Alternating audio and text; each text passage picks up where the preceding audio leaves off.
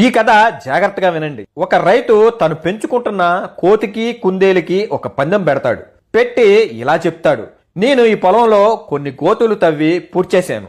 ఒకే ఒక గోతులో క్యారెట్లు పెట్టి పూడ్చాను. మీరిద్దరిలో ఎవరైతే ఆ క్యారెట్లు ఉన్న గోతిని కనిపెట్టి తవ్వి క్యారెట్లు తీసుకొస్తారో వారికి ఈ నెల మొత్తం మీకు నచ్చిన తిండి పెడతాను అని చెప్తాడు ఆ రైతు. కుందేలుకి నమ్మకం, నేను కనిపెట్టి తీసుకురాగలను అని. వెంటనే ఇద్దరు వెళ్తారు. కనిపెట్టడానికి కుందేలు ఒక గొయ్యి తవ్వుకుంటూ వెళ్తుంది. కానీ కోతి ఒక గొయ్యి తవ్వుతూ, అబ్బే ఈ పని ఏదో మనతో అయ్యేటట్లేదే అనుకుని ఆ గొయ్యి దగ్గరే పడుకుని పోతుంది. కుందేలు అన్ని గోతులు తవ్వుకుంటూ చివరగా కోతి పడుకున్న గొయ్యి దగ్గరికి వచ్చి కోతిని లేపి గొయ్యి తవ్వి ఆ గోతిలో ఉన్న క్యారెట్లు తీసుకుని వెళ్ళిపోతుంది.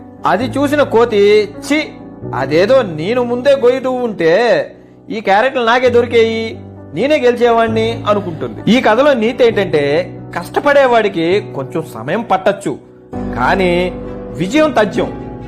సోమరిపోతుకి విజయం సంకలో ఉన్న జీవితంలో విజయం సాధించలేడు. మిత్రులారా, మీకు అర్థమైందని అనుకుంటున్నా.